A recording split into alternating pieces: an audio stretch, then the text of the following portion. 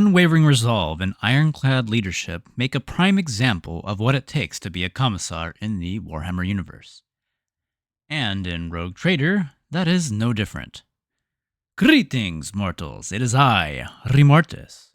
And today I'm bringing you my first build guide for Warhammer 40k Rogue Trader, with the Commissar Officer, turning your allies into the near-perfect soldiers worthy of the Emperor's attention, by focusing primarily on fellowship and providing tons of buffs and extra turns to your team. We'll be going over the character creation, general strategies for the character, as well as a level up guide. This will just be the beginning portion of the guide to get you on the right path, and we'll do a more advanced guide in a later video. But without further ado, let's get straight into it, shall we? So before we begin, Rogue Trader can seem like a fairly daunting game, and perhaps at times a bit overwhelming, much like Pathfinder. But that's why I'm here to walk you through it and help you make some sweet class combinations so you can conquer the Cronus Expanse.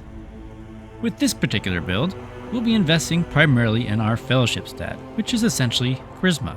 That increases your ability to talk to NPCs and factions, but also amplify several of your abilities and, more importantly, the abilities of your allies. As for the role in our party, we'll be more of a support character that really makes the rest of your team insane, typically by giving them a variety of buffs, but more importantly, as mentioned before, extra turns. And in a CRPG, action economy is king. Alright, so when you first create your character, you'll have to pick your appearance. This is an important step because a commissar is iconic with their big coat and awesome hat. And luckily for us, Owlcat has two great commissar portraits for whichever body type you prefer. The game will automatically pick an appearance that matches that default portrait, but you can always customize it as you wish.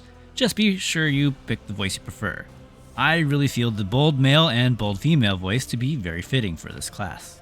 Next, you will pick your homeworld, where your character originated from. Each homeworld will grant different stats and perks. For this particular character build, we'll be choosing the Hive world, which will grant us bonus resolve amplified by our fellowship stat by being near allies or enemies.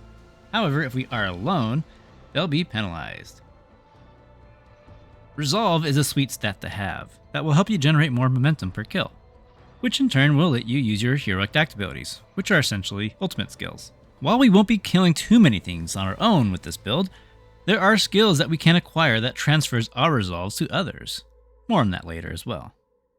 And while that's neat and all, the main reason we're here are for the Hive World talents, with Camaraderie, which lets us use our Fellowship stat instead of Willpower for resisting abilities, and Helping Hand, which lets us grant more movement to our team, if we position ourselves correctly. After we've chosen the Hive World homeworld, we'll have to choose our origin.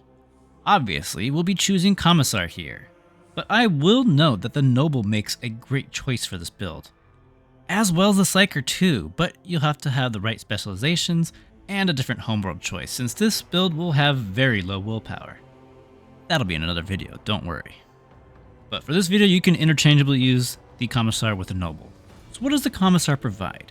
Well, its main feature is at all costs, which can be used on an enemy to mark them.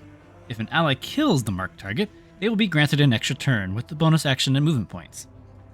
We can also use it on an ally too, which will grant all allies bonus AP and movement points until the next round. That being said, oftentimes I accidentally kill my target when I shoot an enemy, or it just simply doesn't grant an extra attack when my allies kill it.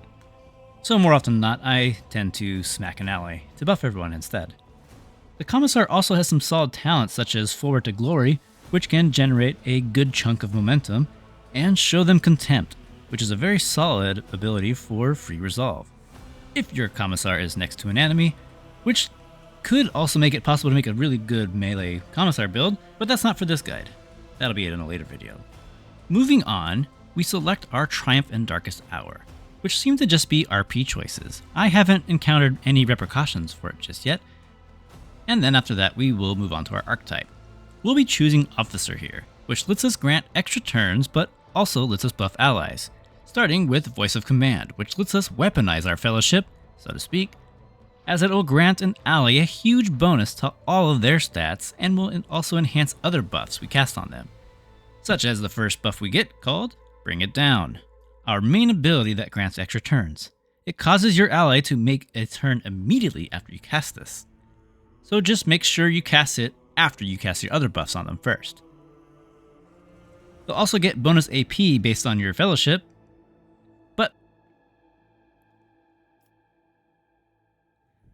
and if they kill an enemy during this turn and are under the effects of your voice of command, they'll generate bonus momentum. And our heroic act or desperate measure is called Finest Hour, which will grant an ally another free turn, but with full AP and movement points, and they can actually move, unlike the other ability. So a trick here to use if you're close to filling your momentum is to give an ally an extra turn with Bring It Down, have them expend all those action points, hopefully they killed something to get your momentum up to full, and then you use your Finest Hour to give them an even stronger turn. This pairs incredibly well with characters like the Marksman, who has plenty of other abilities that synergize with getting tons of attacks, which we'll be covering in our next video. A thing to note though, that while the Final Hour is identical in terms of what it gives to your allies, whether it's the Heroic Act or the Desperate Measure, the Desperate Measure version will reduce your fellowship in half for the rest of combat, so just keep that in mind when you're using that ability. And lastly, let's allocate some bonus stat points. Based on our class and origin choices, we'll be allowed to increase specific stats as we naturally progress. As a Commissar Officer, we can always increase our fellowship, willpower, toughness, weapons, and ballistic skills. So for our starting stat increases, I highly suggest increasing our agility, perception, and fellowship, since we won't be able to upgrade agility or perception naturally. Agility will let us increase our initiative and give us a little bit more movement. And perception will help with our accuracy, which is important for our target marking. Whew, alright, that is just the start of this class. Let's get into the leveling guide and the other talents we'll be able to pick from as we level up. I'll be going over what they do as we select them. So this is the level up screen. The first few levels will be pretty straightforward as there won't be many options to choose from. As each of these arrows are stat increases, the pointer fingers is the activated abilities, and these power-up icons are where you can pick your talents. And there's a huge list of them, and different types. And we'll get into that. Alright, let's get started with level 2. We'll choose to increase our coercion here. How can you call yourself a commissar if you're not even intimidating? So coercion it is. At level 3, we can choose our first ability. There's lots of great options here, but just for starting out, you can't go wrong with Take Aim. This will make your target's next attack ignore cover and double their range, and if they're buffed by your voice of command, they will ignore their dodge chance, and the damage can't be reduced by a certain amount based on your fellowship. It's a really great ability. At level 4, we get Finest Hour, and a talent. There are so many great talents to choose from. It doesn't really matter which one you grab first, as I will compile a list for which ones you want to shoot for that you want to grab before you move on to your next archetype at level 16. Otherwise, you can just follow along. For the sake of easiness, I'll just choose Focus here, which grants bonus ballistic skill and perception equal to your fellowship to your target. At level 5, we'll increase our fellowship. And we have to choose from general feats, such as weapons and armor proficiencies and specializations. But we can also choose our origin or homeworld feats too. I like to grab Helping Hand here, as it'll generate free movement points for you and your allies when you end your turn near them, or when you start your turn next to an ally. It's pretty sweet. More movement is always nice, especially for your melee characters. And your Commissar can wade into the melee a bit. Not often, mind you, unless you build for it. And especially the harder the difficulty you get into, you tend to avoid being in melee altogether. And you can also choose to become a Vanguard archetype, which is a melee tank, but we'll get more into that later. At level 6, we'll pick up the Commanding Voice talent, which will extend the range of our abilities and voice of command, and will also increase our fellowship. At level 7, we get another ability to choose from. Break Their Ranks is fantastic if you have a strong melee ally. This lets them deal extra melee damage based on your fellowship. That is amplified by the amount of adjacent enemies to the target. And to even cast this ability, you need to have an adjacent enemy to your target. Although we can pick up a talent later to let it be castable anytime. But again, only pick this if you're actually using a really good melee character. Otherwise, Move, Move, Move, and Get Back into the Fight are really solid support options too. Move, Move, Move grants bonus movement speed and can prevent attacks of opportunity, while Get Back in the Fight is a cleanse, so to speak, to dispel several negative effects such as bleeds, burns, and stuns, which really come into play later. And although we don't have a lot of willpower to really get the most of this, we can grant bonus temporary HP based on our willpower, but that's alright, the cleanse is the more important part of this anyways. We also get another general talent, and we'll be picking up the Commissar's Forward to Glory to increase momentum generation. At level 6, we'll pick up the talent Seize the Initiative, which lets your officer always get a special turn at the start of any combat, although you have limited AP to use here, though you can only use officer abilities. Which is neat because you can use Bring It Down immediately on another ally, though you won't be able to cast it at your later proper turn, so keep that in mind. Honestly, I usually look at the turn order over here to the left to decide what I want to do with this extra turn. If I see my allies are going to be going first, I'll simply just buff them for now and then give them that extra turn later, after they can set up a bit and really take advantage of that extra turn. Anyways, we'll be increasing our coercion even further. At level 9, we can finally upgrade our finest hour, choosing from 4 options. I like to pick the bottom option, which grants us additional AP and MP upon kills, or simply increasing the damage by our fellowship even further. There's also a really sweet cleanse option here, but I like to pick the first or last option first.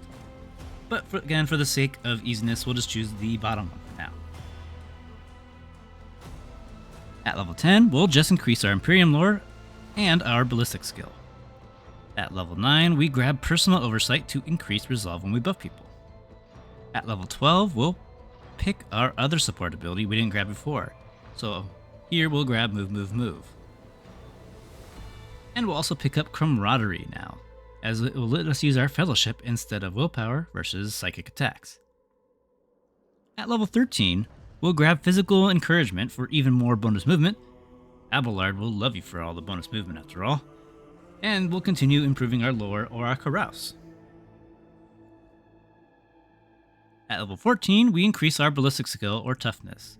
And then I'm going to opt for Plasma Weapon Proficiency, as we'll be able to start getting plasma weapons soon at this level, and it can increase our damage potential, as well as giving us access to the new plasma weapon abilities. And at level 15, we get our second final hour upgrade.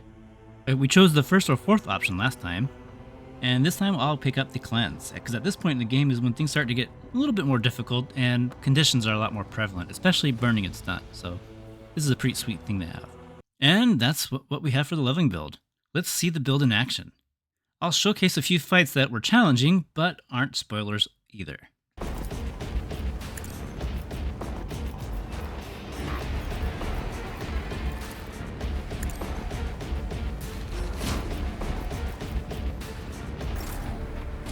I'll do it.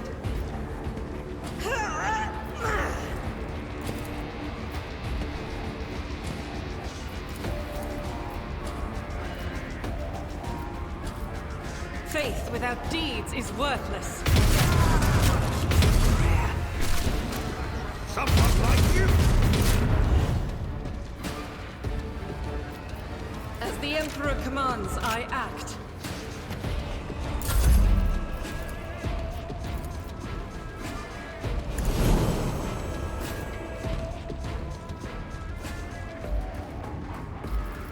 Doubt is for the weak. As the Emperor commands, I act. Faith without deeds is worthless.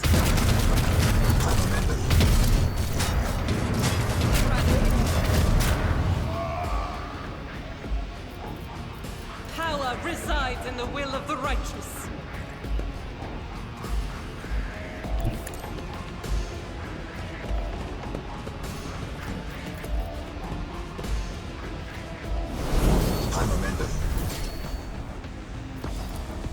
As the Emperor commands, I act.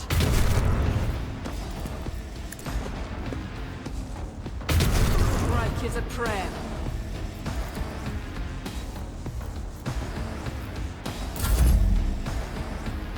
I shall not fear.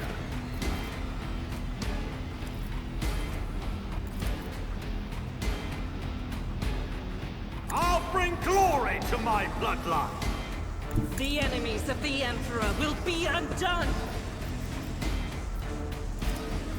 Doubt is for the weak. Another facet of the game is the conviction system, which is more or less the alignment of your character. there tend to be 3 different type of arcs. There is the Hereticus, which is like more of the evil chaos type choices. The Benevolentia, which is benevolence, being good guys overall, caring about people. And then there's the Imperialis, just the blind faith in the Emperor.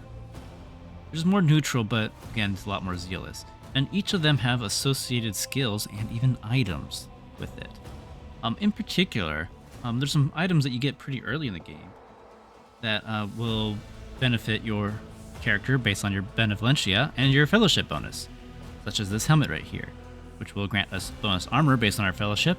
It also grants a bonus based on your fellowship equal to 2 times your benevolent rank, which is pretty sweet. As you can see here, I have a nice solid 47 armor, and I don't really have that big of an armor right here. Well, I guess I do. Here, I'll just take off the armor. And that's providing a nice solid 12% armor just from having high fellowship. Pretty sweet. And with the right build and focus on melee and heavy armor, you could probably make it a really viable build. But I'm pretty sure there's also other really good helmets as well. That being said, while on this playthrough I'm being benevolent, I feel like a lot of the Imperialis options seem to be more suiting for a Commissar. Just something to consider. As for what type of weapons you want to use, you might want to really consider actually speccing into having plasma weapon proficiency, as otherwise I'm just using a slightly better revolver, and I'm just using a longsword. I also end up using my sniper rifle more often than I use my sword or my pistol, by the way. Although I'm pretty sure if I use my plasma gun, I'd probably use that a lot too. And then as for where to go next, after you hit level 16, we can either become a Vanguard, which is more of a tank and up in the front lines. The higher difficulty you go, the more deadlier it's going to be, so you might not want to be in the melee. The more obvious choice for this build is to just go into Master Tactician, which further enhances your teams by using Tactical Advantage, which will base on your fellowship and all the other bunch of other goodies too. You can see here, I'll just scroll through these for you guys, so you can kind of get an idea of some of these perks. Then it goes back down to generals.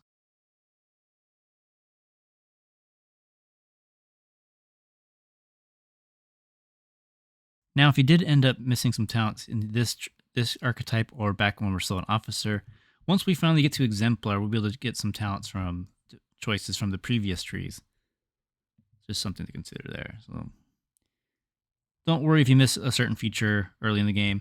And also, you can also always respec yourself too on your void ship. There's one of your characters you can talk to, and you can just respec for pretty much free. So don't worry if you miss out on a certain thing. The more important thing for your character is getting the character creation correct. The build itself you can always fix later. And well, that's the build. I hope you guys enjoyed this guide and look forward to more guides from me for our Rogue Trader, as our next build will pair perfectly with this Commissar Officer. It can either be utilized by a mercenary, it could be utilized by a co-op partner on multiplayer, or you can also use this more or less with Argenta. Although some of our starting choices that we're going to be picking for this character will not be the same as Argenta, but we'll go over that later. I'll also be going over videos for each individual companion at a later time, but essentially, Marksman or Argenta, they are going to be the officer's best friend. Anyways, I hope you guys enjoyed the guide. Please like, comment, and subscribe for more like these, and I hope to see you in the next one. Farewell for now.